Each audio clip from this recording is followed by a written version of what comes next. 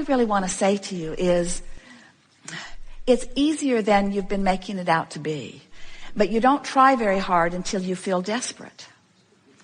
But when you're desperate, then it's a little bit harder, because then you've got all that manifestation that you have to overcome. But it really is an easy thing. These things we know about you.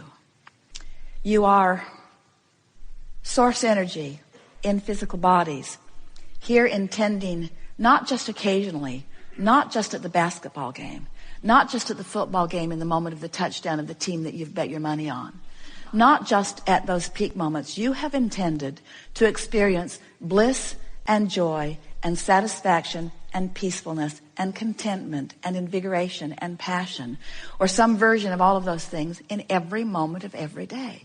You are powerful, genius, brilliant creators, and the source within you is reveling on that wavelength and having those feelings all day, every day. And when you feel less than that, it's only because you're focused in a lesser vibration than you are worthy of, a lesser vibration than you deserve. Life is supposed to be fun. It's supposed to be fun. When you meet people, you're supposed to like them.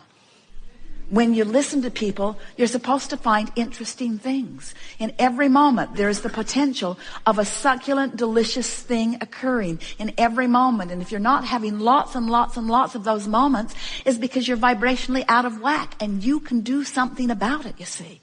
It's so worth doing something about it.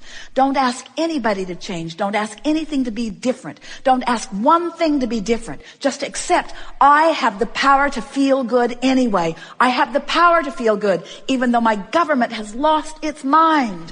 I have the power to feel good, even though the weather is not my favorite. I have the power to feel good, even though I have the power to feel good because I choose to, and because the source within me already is there and is rooting for me, is beaming a signal to me. And anything less than that is only because I'm not making the effort to focus myself into the feeling, which is the easiest thing in the world to do. We have enjoyed this interaction more than words can convey. And in fact, we have conveyed to you vibrationally much more than words will ever convey. You can feel our conviction. You can feel our knowing. You know that we know what we know. You know that we mean what we say. You know unequivocally, right here, right now, that you are worthy beings and life is supposed to be good for you.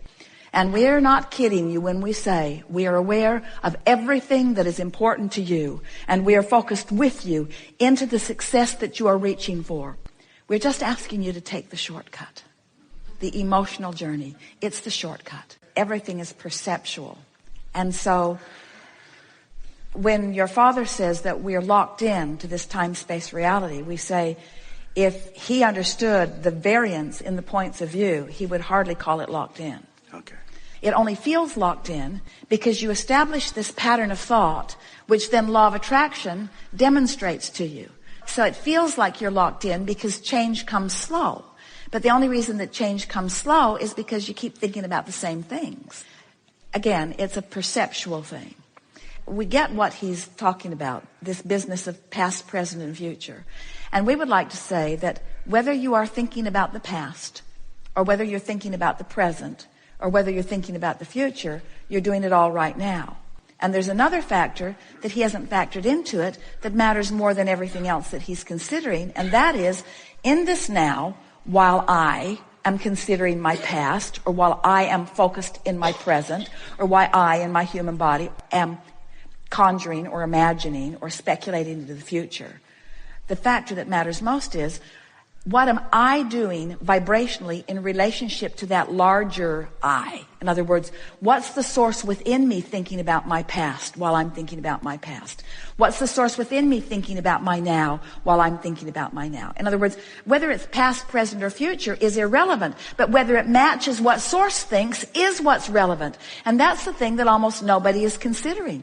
When you're thinking about your past and you're remembering being beaten up in the playground, or you're remembering not being honored by someone, or you're remembering feeling vulnerable, or even if you're remembering something that is more positive in nature, the question is, in the memory of it, is this memory of whatever it is I'm focused upon activating a vibration within me that in my powerful now gives me access to the power of now? Because source is always focused now. That's what we were trying to say to you when we say source is coming forward into your now. You see, here we are, we're broadcasting all around the world, and some people, they're up in the middle of the night watching this broadcast, and it's in the middle of the night some places, and yet it's all right now, isn't it? Yes. And we say, it doesn't matter what time zone you're in, it's all happening now. And source is rendezvousing with you in your now. That's the only thing that you need to consider in order to be in your full power. Yes. When people talk about time, when they talk about time, space, reality, we love your time, space, reality because it causes you to focus. But it causes you to focus now. It causes you to have an opportunity to have a relationship with source who's focused now. And we promise you, the source within you is not focused in your past. You were source energy before you came into this physical body. A part of your consciousness came forth into this personality that you know as you.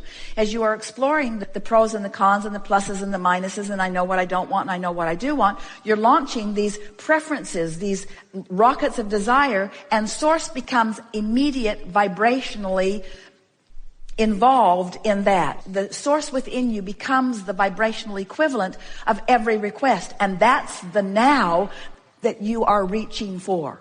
Oh, we've not said that before. So let's say it again. It is your vortex now that the source within you is pulsing. And if you are pulsing anywhere short of that, then you're not in alignment with who you are. So, for example, let's say that in your 20s, something happened and you felt true disempowerment. Well, you launched a rocket of desire. You wanted to know your power. You wanted to feel your clarity. You wanted to be the equivalent of everything that you were reaching for. The non-physical part of you became all of that immediately and holds that vibrational standard. And that vibrational standard is available to you now. And when you care about how you feel so that you come into alignment with that happy feeling, now you are in your now, vibrationally being all that you have become, and anything less than that is what negative emotion feels like. So your father is asking a very powerful question here, isn't he? He's wanting to know, how can I be in the past and the present and the future all at once? And we say, you cannot, nor was it ever your quest.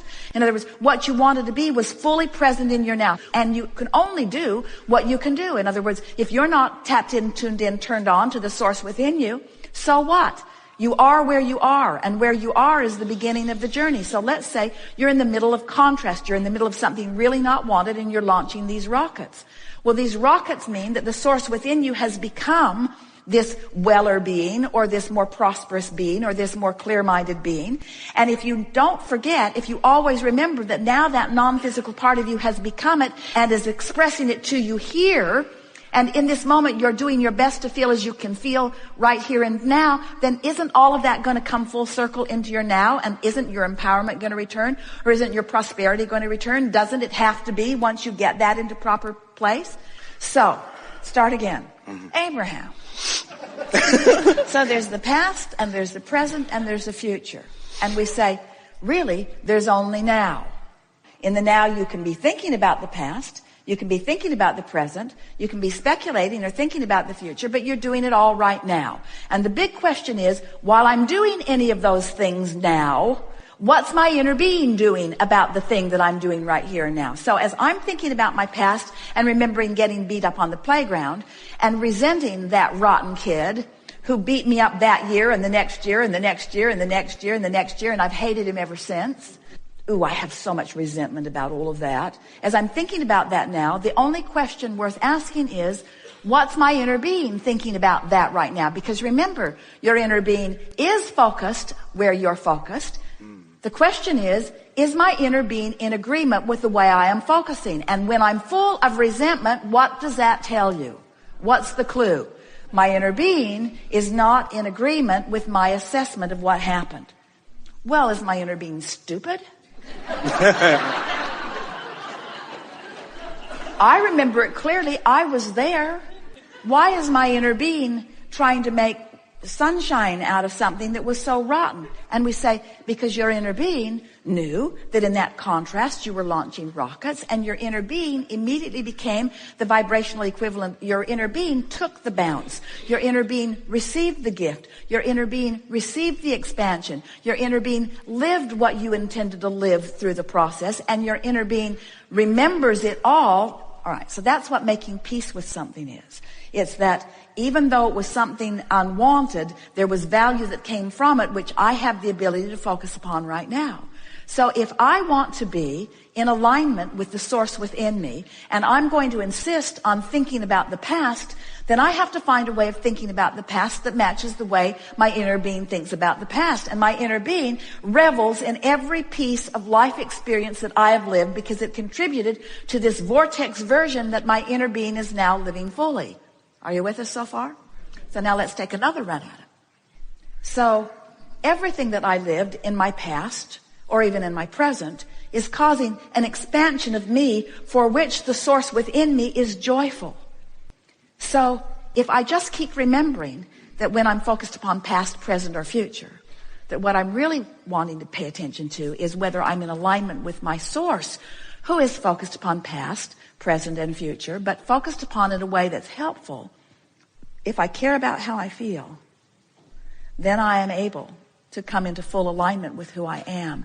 And that is what utilizing the power of now is. In other words, you're not really utilizing the power of now if you've got yourself pinched off from the larger part of you who is utilizing the power of right now. You get what we're talking about? You are source energy who loves. In a moment that you're not loving, whether you're not loving about something that happened in the past, or whether you're not loving about something that happened just now, or whether you're not loving about something that you're worried about, if you're not loving, then you are not allowing yourself to live as you have intended to live. And it's that deprivation that equals negative emotion every single time. So why do we call it the past? Well, because it was before now. And why do we call it the future? Well, because it's after now. But isn't it a continuum? And is there really anything other than now? Do you agree with that? Is there anything other than now? So if there isn't anything other than now, then what could we speculate? In other words, in the same way that a very intelligent person is asking a very important question about past, present, and future, which we've totally disregarded because it's utterly irrelevant. Because we're doing it all now. We're doing it all now. We're doing it all now. We're doing it all now. We're doing it all now. We're doing it all now. So past, present, and future is irrelevant. We're doing it all now. We're doing it all now. We're doing it all now. So past, present, and future is irrelevant. We're doing it all now. We're doing it all now. We're doing it all now. We're doing it all now. There it went again. We're doing it again. We're doing it now. Now.